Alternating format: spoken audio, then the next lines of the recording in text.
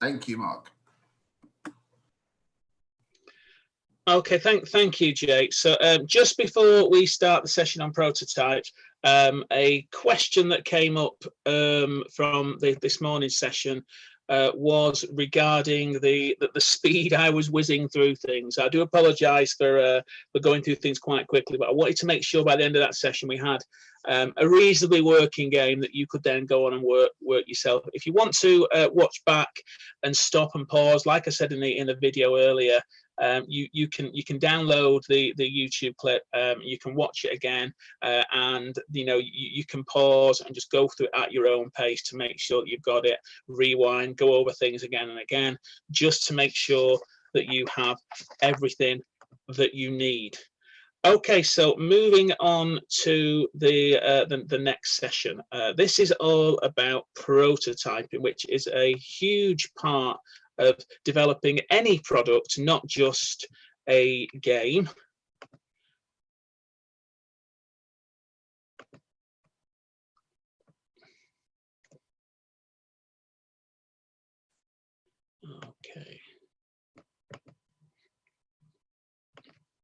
Okay, so over the session today and tomorrow morning, so Friday morning session, we're going to look at a couple of things. We're going to look at how games are prototyped, how to modify a game using features from another game, and the importance of play testing a game and acting on feedback to make improvements. I think I mentioned this in Monday's session, but the whole art of game development isn't just about that end product, that end game, and programming that end game. Obviously that's hugely important, but there's a whole host of things that need to be done to get to that stage, and one of those things is prototyping. Okay, so basically prototyping is implementing ideas into tangible forms. Okay, what does that actually mean? Well, basically, in your head, as we've been going through these sessions, I'm sure you've got plenty of ideas on developing games and what your game in Construct 3 might look like. Well, how do we get that? How does that get into a tangible form? How can we tell somebody about that?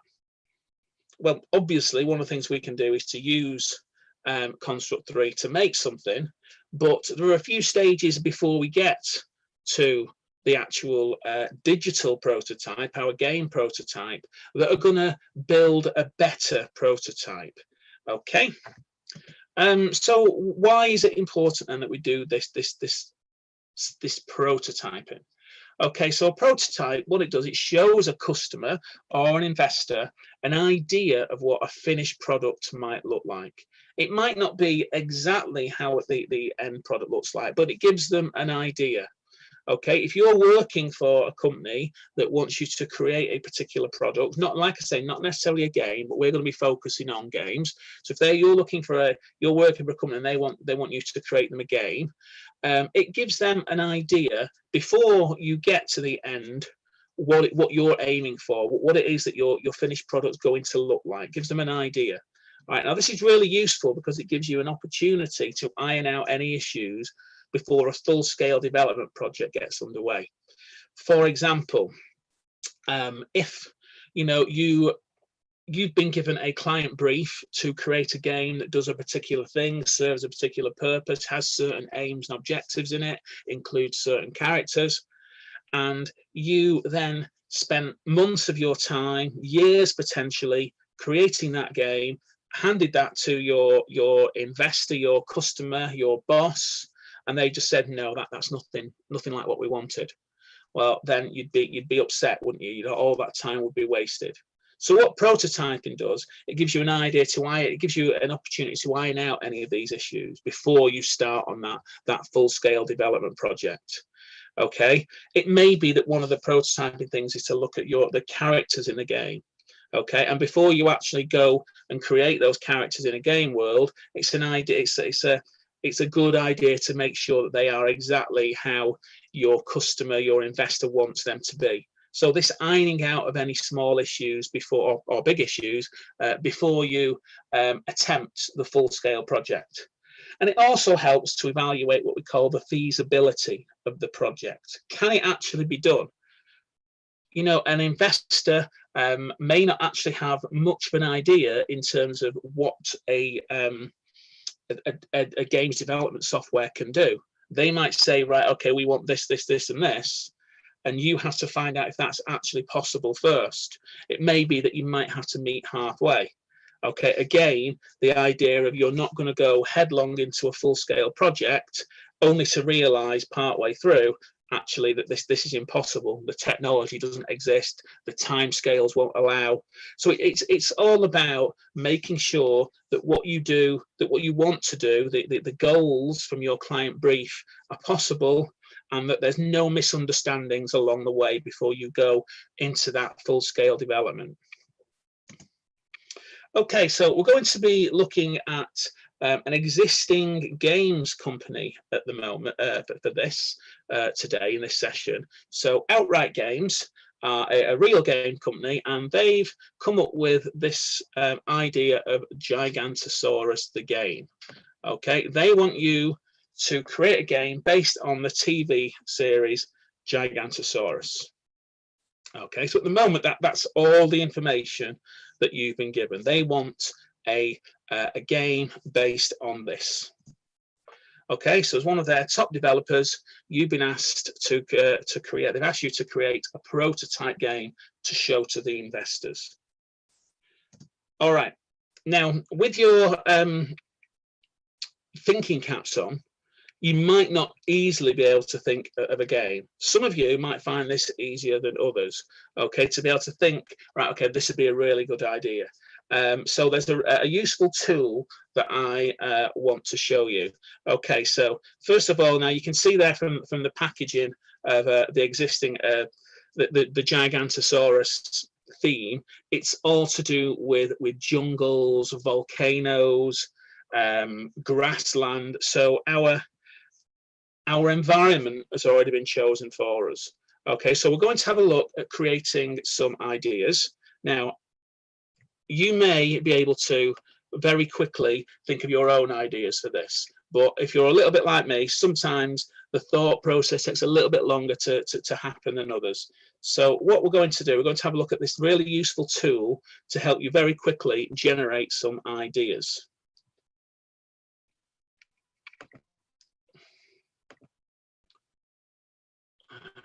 Sorry, 1 second.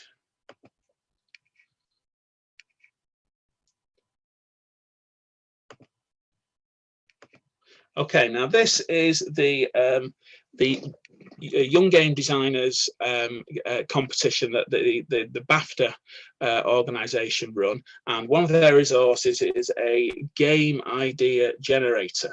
Okay, so we have some various different things. Now, we're not going to worry too much about the environment, because like I said, our environment's already been chosen for us. But we can literally just click the random generator button, and it comes up with different elements of our game for us. Okay, the goal is to capture something. It's a strategy game. The rules, remember we talked about mechanics. One of the mechanics in there is to avoid enemies, and we have a wild card, a random feature, colors. Okay, you might think, yeah, brilliant, I could run with that, but obviously you might want to give it another go. This is just quite a useful tool. I use this with my pupils who spend forever thinking of game designs. Okay, they could spend hours and hours just thinking of something. All right, it may be that your client comes to you with a very specific thing that they want. Okay, you're quite lucky in this particular task that the games company have just come to you with very little. You know that it's got to have the Gigantosaurus theme, and you know the environment, but everything else is left up to you. Okay, so I'm sure you can think of your own ideas, but if you're struggling, this website, the Young Game Designers at BAFTA, the game generator idea. If you can, you don't need to remember that website. If you just Google YGD game idea generator, it's pretty much the first thing that comes up. Okay, so that's again just a nice little useful tool to get this process going. So what we're doing, you might have noticed, is we've stopped now with the online stuff. We've taken a step back in the whole process, really.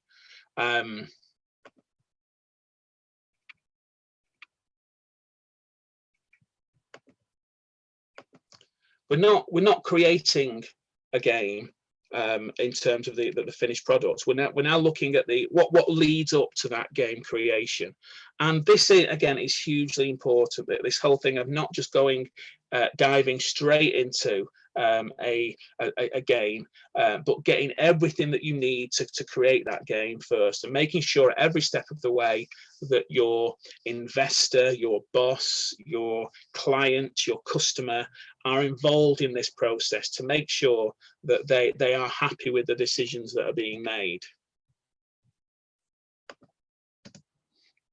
All right, so one thing that we're going to do first, we're going to look at this initial ideas sheet. As I said at the end of the last session, this is all these sheets that we're going to be using for this session are all available in the pack that you can download. I think the link for the Part Baked Game Chef's Edition resources are now on the YouTube channel as well, so you can just go straight to download those if you've not got those to hand now. But pen and paper is absolutely fine. Okay, so our initial idea, what we're being asked to do, so we're going to so complete the top of the initial ideas worksheet with a basic goal, genre and rules, and then we're going to mind map some initial ideas. Okay, it talks there about the asset sheets. I'm going to come back to those in a little while. So I think for this particular I don't want to give too much away. I want these ideas to come fresh from you. So I give you if you look at the asset sheet now, I think that might sway your ideas a little bit, if that makes sense. Okay, so I want to give you a little bit of time to do that. I'm just going to give you 30 seconds or so now, just to jot down some initial ideas. Okay, we know the environment is jungle. What genre of game do you want to create? What's the goal of your game? What are some of the rules? And then looking at the character, mechanics, platform, and theme. Okay, I'm just going to give you 1 minute just to have a look at that, and then I'm going to move on and sort of show you some of my ideas, sort of how you might fill these sheets in. So as I've said, these sheets are really, really important in the real world. Okay, if you're just sat at home wanting to create a game just for you, you might not need to do all of this process, but actually in your head, you will do this process. Okay, you won't just create a game out of nothing. You'll have had these initial ideas and thoughts in your head. Okay, and all you're doing as you get into the real world, you are just formalizing that process. You're just putting these initial ideas down.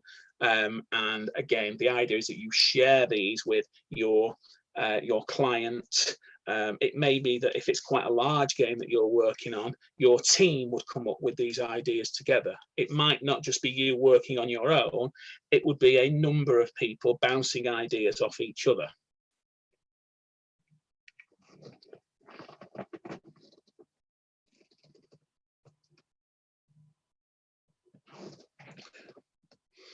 Okay, so I had a little go at this earlier, and I quite like racing games. That's one of my favorite genres of games. So I decided that I was going to use this as a way to create a new racing game. Okay, and the goal, or one of the goals of a racing game, is to win the race. Fairly straightforward, I think. And also some of the rules, avoiding the enemies, the other drivers in the case of a race. Okay, so what we can do here, in the character box, that is where you would describe or draw your main character. Mechanics, thinking about some of the rules. We talked about game mechanics earlier, but what specific game mechanics are you going to use for your game? So for my racing game, it may well be, as we've said earlier, avoiding enemies, but also I want to have as a mechanic collecting power-ups. Okay, collecting coins to make me go faster, items that I can drop on my enemies, and also we're going to have a limited time. Okay, just a race time, 3 minutes, 5 minutes, 1 minute, however long you feel for your race that would take. All right, platform controller, fairly self-explanatory really. What are we developing this game for? Okay, is it a PC game? Is it console? Is it both? Is it mobile? What are we developing the game for? Okay, and the controller, we need to think about how are we going to control our characters? Is it a keyboard? Is it just a games controller? Can we use any other peripherals, such as steering wheel, as it's a racing game? Okay, and we also need to talk about the theme. We know our environment is jungle, but can we expand upon that a little bit for the theme of our game? So I've started there thinking about different types of jungle environment, trees, plants, animals, water. Okay, one of the things that with this in the real world, what you may well do is not just have text. Okay, as it says there, the space below to mind map and sketch out ideas. Okay, I'm not very good at drawing. That's why I didn't subject you. I think those that were tuned in on Monday saw how terrible I was at drawing with my aeroplane. So I've just used text. I think, again, for a client, if you're doing this for a real world project, you may want to look at how that is in terms of, you know, who is this aimed at? So, you know, I'm creating this document so I can show my clients. You want to give them as much detail as possible. So characters, you know, a lovely drawn picture of your character is going to go a long way, as opposed to a description of it. It's more visual. They can actually see what your characters are going to look like. And this links in really nicely to the competition that Jake was talking about earlier. I know some of you have been talking, been asking questions about this. So I'm just going to stop sharing that screen. I'm just going to show you the competition brief once more. Okay, because really what we've got is, although this isn't a games development competition, this is a prototyping competition. Okay, so you are looking at the prototyping stage. This could quite easily lead to a Construct 3 game. But at the moment, the competition, we are looking at the design stage, these early stages. Okay, so it might be an idea to use some of these sheets that we're going to be looking at today, including that initial design sheet, to get your ideas based on your client brief, this information here that Jake's kindly provided. Okay, App Hacker, the evil supervillain. So you can talk there about what does App Hacker look like. Okay, describe him. Okay, designing the superhero to combat and defeat the evil App Hacker. What is their name? What do they look and sound like? All of this fits in quite nicely to those initial ideas. Okay, some of the major problems that occur if App Hacker manages, linking that into a game. Well, these are your mechanics, aren't they? What is it that you're going to do? What is the purpose of the game? What's going to happen in the App Hacker Takes Over the World game? Okay, I'm going to leave that for a second, but again, we'll keep popping back to that throughout the session today. Okay, so we've now got some initial ideas for our game. What might happen there, you may take these initial ideas to your client. They might say, actually, no, we don't like that. You know, at the end of the day, they are in charge. They are the people that are making the monetary decisions on this game. So although you might think this isn't a good idea, you have to almost go along with what your client wants. Obviously, you're the expert, so you can advise, you can tell them if they think the path they are going down is wrong, or, you know, something won't quite work. But at the end of the day, you have to be the one that's doing what the client wants.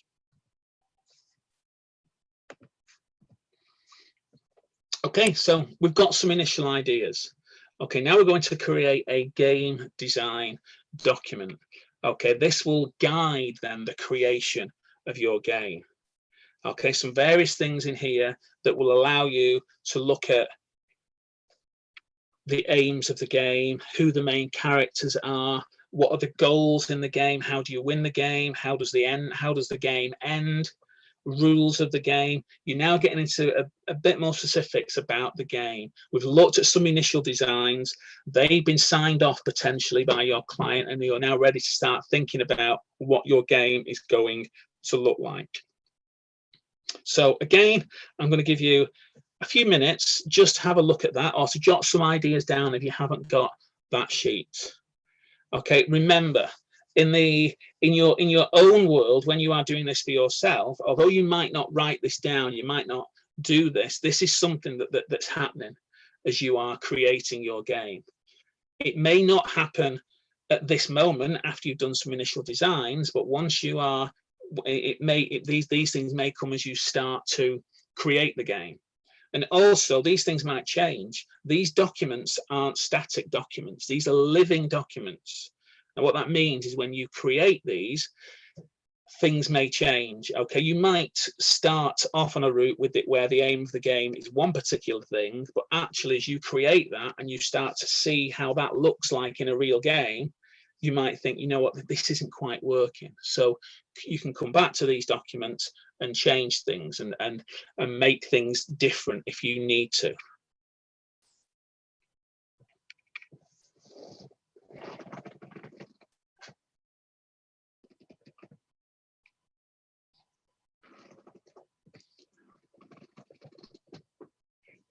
Okay, and as before, I've gone through this process a little and filled this in for my game. Okay, so we have my genre was a racing game, so I've called my game Dino Racers. Very imaginative, I know. Okay, and the aim of the game is to win the Dino Cup, completing several races in a jungle environment. Okay, that's the purpose of my game. Okay, main character to the game. What does it do? Okay, and then this way I would then link this back to my initial ideas. Okay, one of the things that we had to do was look at the characters there. So this could be quite easily linked into those initial ideas, if that character obviously has stayed through to this stage. Okay, how do you win the game? I'll move on to the next level. Is it about coming first in all races? Will finishing in the top 3 allow you to move on to the next level? Okay, and how does the game end? Victory in all the courses. You are the jungle champion. Okay, and those main rules are game mechanics, again linking back to those initial ideas where we talked about those game mechanics. What are going to be the rules of our game? Okay, so again, as I said earlier, this filled in document would then maybe go to your client in the real world, and then they could say, yes, we are happy at this stage, and then you can move on.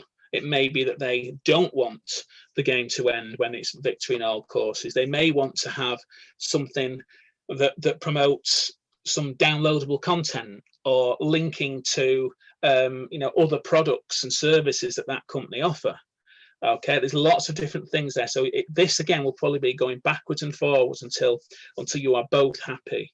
Again, it may be that what you say the client doesn't agree with. It may be that you have to argue the case that you are the expert and you know what works well in these particular things, or it may just be that your client is adamant that they want a particular thing to happen.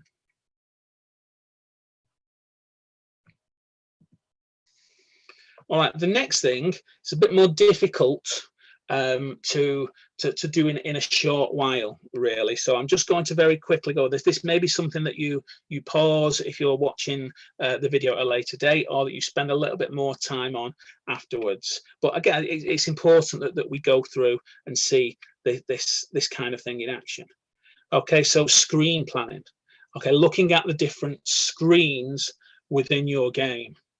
Okay, so we've got some different ideas there of what different screens might be, so different levels, but also most games have some kind of menu system. So have we got a main menu? Is that the first thing that they see? Any instructions? a lot of games now, because they take up quite a lot of data and they're quite high graphic intense, may take a little while to load. Are you going to have a loading screen? Are you just going to leave your player with a black screen, or are you going to have something on whilst that your main game is loading? So these are all different screens that you need to think about.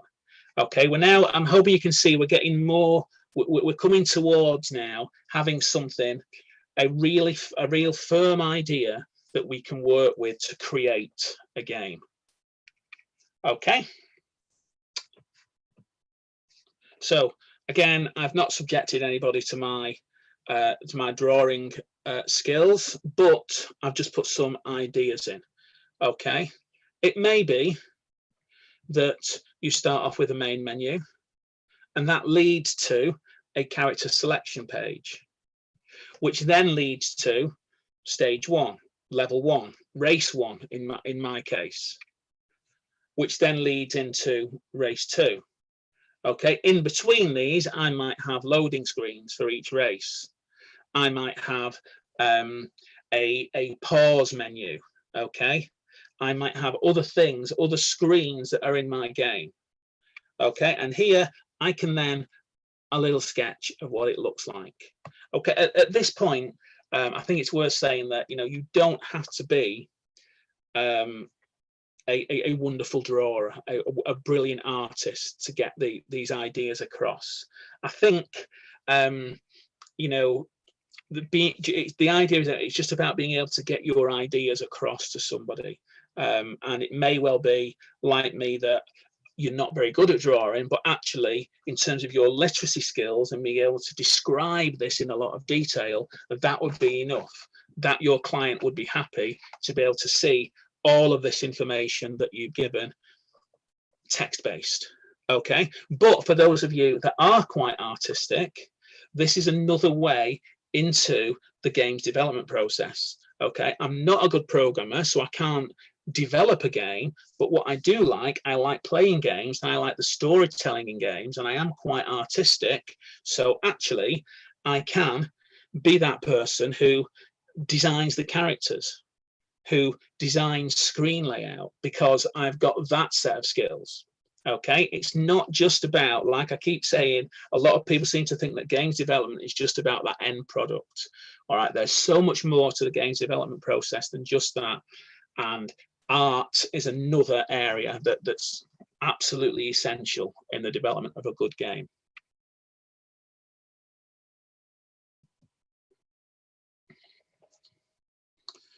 All right, so we've thought now about different screens, different levels, different sections of our game. All right, the next thing we're going to look at is what we call interactions. So on each screen, we're going to have interactions between you as the gamer, the player, and what's happening on the screen. Okay, what's going to happen? Art skills coming in again here. So we're drawing how your game will look like on the screen. Okay, which screen you are looking. So you're going to have lots of these sheets for each screen, each section of your game. Now, obviously, it's quite difficult to have a level design just on one drawing, but this is just to give an example of what that screen might look like. Okay, in a racing game, this might look like just a screenshot of the race at any one point. Okay, what kind of racing game is it? Is it a first-person view racing game? Is it a top-down racing game? Is it a side-on racing game? You can decide and show how you want your level to look. Okay, and the interactions, like I said, this is how you interact with the screen, how you interact with the game. Okay, and this is actually quite straightforward. And again, something, as you're creating a game, you will have to think about this. And again, you probably thought about it beforehand, but this is all about formalizing that process to show you how it works in the real world. All right, so I've got some interactions there for my racing game. I have button A and button B, which do the acceleration and braking. I can then have a select button on my joystick, which is a pause, and maybe another menu pops up there, and my direction pad, my D-pad, to steer the vehicle. Okay, there's probably lots and lots more interactions that you would have on each particular screen. Okay, it may be your game is a keyboard and mouse game, and so your keys are going to be different. WASD tend to be the default keys for movement in a lot of games. You might want to change that up. Okay, P could bring up your pause menu. Escape could be to quit. Lots and lots of interactions that could happen. All right, depending on the game, you might have a fire button. There might be, you know, a use item button. Lots and lots of different interactions. Okay, again, this is something that you would use, you know, without thinking about it. You know, as you are creating your game, these are the things that you would want to include. All right, this is all about, as I said, this is just about formalizing that process. This is just about putting it down onto paper to show you how it works in the real world. These are the documents that are used in the real world as part of the game's creation process. And I'm hoping you can see that this could take quite a long period of time, and there's a lot of skill involved in this and a lot of talent required to do this well before we've even got to that stage of going to create a game. Okay, this is all about, again, that idea that it's not just a programmer that works on these kind of things. All right, if you you know, look at like your AAA games, Call of Duty, FIFA, the Star Wars Battlefront games, there's hundreds, if not thousands, of people working on that, and only a small proportion of that may well be the programming team. Okay, there are lots and lots of roles within the industry that you can get into the industry with without being a coder.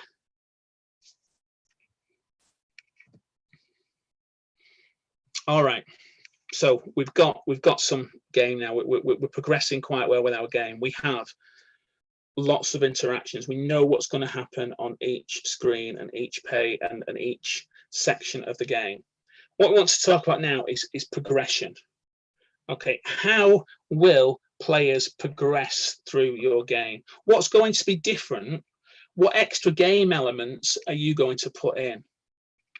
Okay, when we did our Run the Gauntlet game earlier, one of the things that I talked about was when we got to the end of that game, that there was so much more that we could add in to make it more difficult, to add new levels. And that's what this is about, really. How are you going to keep your players coming back? Okay, how does the game progress? What makes level 1 different to level 3, level 4, level 5? Okay, do you want to just ramp up the difficulty, or are we adding new things in to make them want to keep coming back? And again, this is quite an easy one to fill in. So, you know, I'll give you a little bit of time if you want to fill your own in now as we're going along, but please feel free to rewatch the video and make sure that you understand everything. Okay, so my game.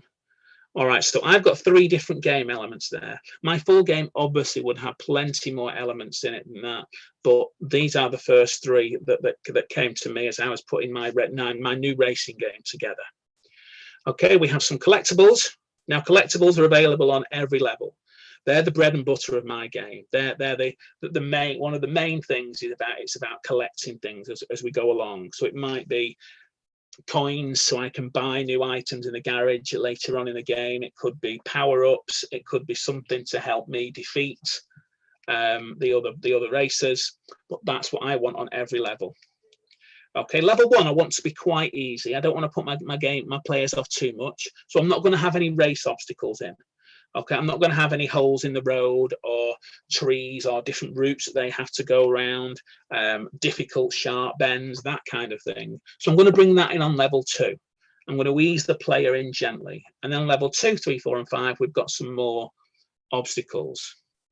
All right, so from level 3 onwards, though, I'm ramping up the difficulty a little bit now. So the enemies will start to attack my main player, okay, as well as the race obstacles, okay, as well as the collectibles that are there. It might be that you only want things in on one level and you don't want them in on other levels.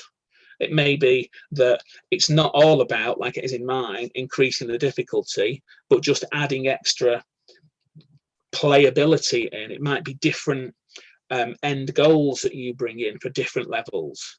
Okay, again, lots of different things that you can do, but the idea of this progression is to keep your gamers wanting to come back for more from playing different levels. All right, I'm just going to pause there for a second. I'm going to bring us back to the game, the competition brief now. Okay, so this I'm hoping you can see the competition brief. It's not about creating a game. Okay, this is about using those other skills. Okay, creative and imaginative. Okay, visual, written, and where possible, digital methods. You might want to use some graphic software to create your submission. Well, this is about this whole process. Okay, this is not about developing a game, a finished game, but actually it is. Okay, we've not got a finished game, but your submission, somebody could quite easily pick up your submission and run with that as the start of their prototyping documents. Okay, the whole thing, this whole thing runs together, it works together to create that end product. All right, so although this isn't using Construct 3 to create a game, the skills that you use here will all link into the prototyping, which is hugely important. As I keep saying, it's hugely important when you're creating your game.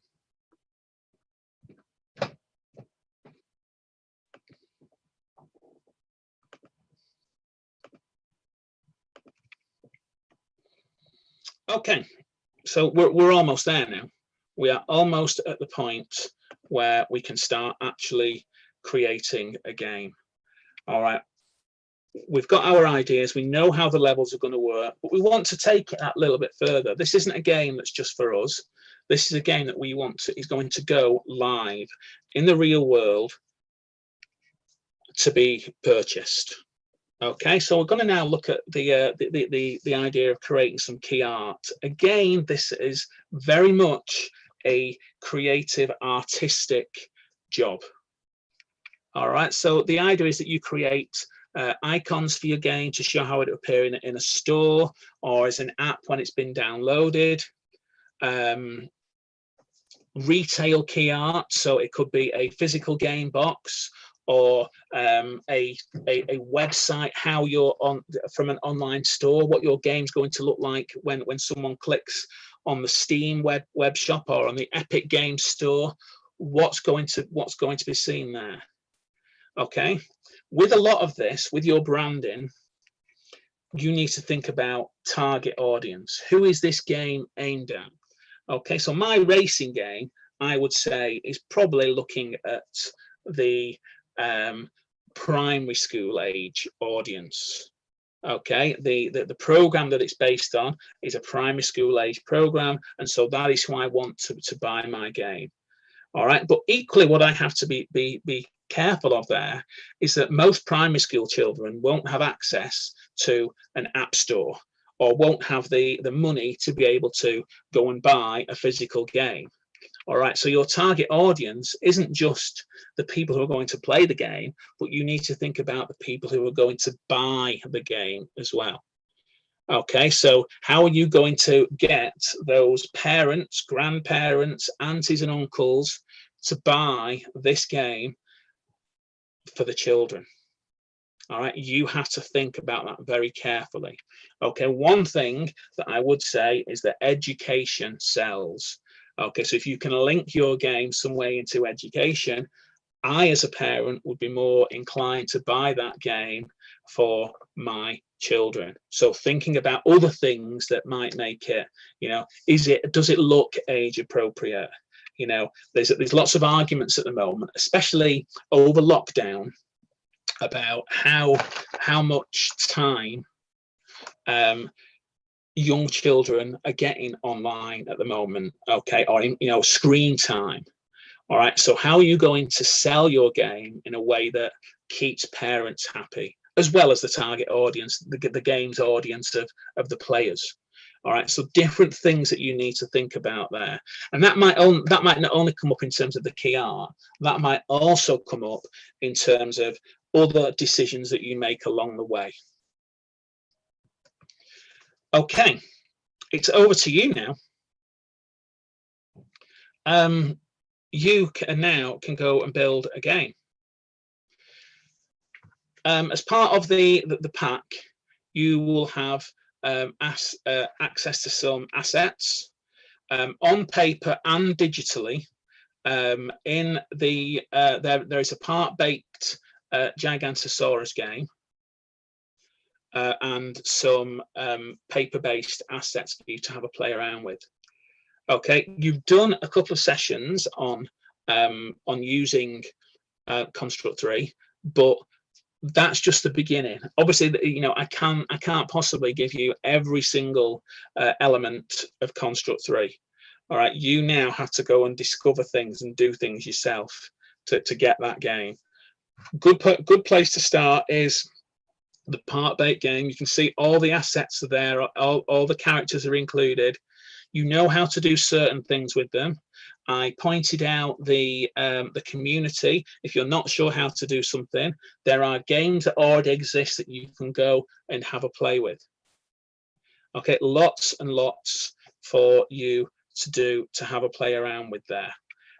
Any questions that you have, please let some of the team from Middlesex know, and I'll do my best to answer them on Friday morning. All right, thank you very much for listening, for your time. Brilliant.